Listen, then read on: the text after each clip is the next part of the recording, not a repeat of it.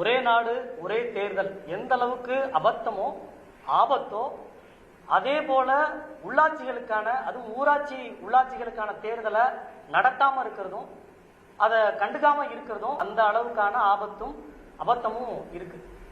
அதனாலதான் இந்த ஊரக உள்ளாட்சி தேர்தலை உடனடியாக நடத்தணும்னு கேட்கிறோம்.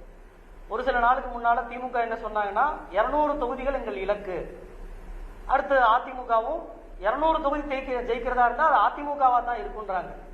ஒரு சட்டமன்றத்துக்கு வெறும் 234 நபர்களை கொண்டு வர்றதுக்கான ஒரு சட்டமன்றத்தை இலக்க பார்க்கக்கூடியவங்க இன்னைக்கு 9624 சட்டமன்றங்கள், இது ஒவ்வொன்றும் அந்த பகுதியோட சட்டமன்றம்.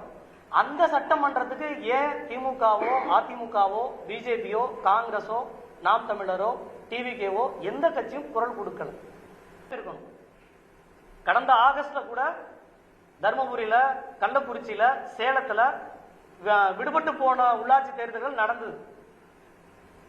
நம்ம ஜோதி நிர்மலா சாமி ஐஏஎஸ் பொறுப்புக்கு வந்து மார்ச் மாதத்துல ஏறக்குறைய 8-9 மாதத்துக்கு மேல ஆயிடுச்சு.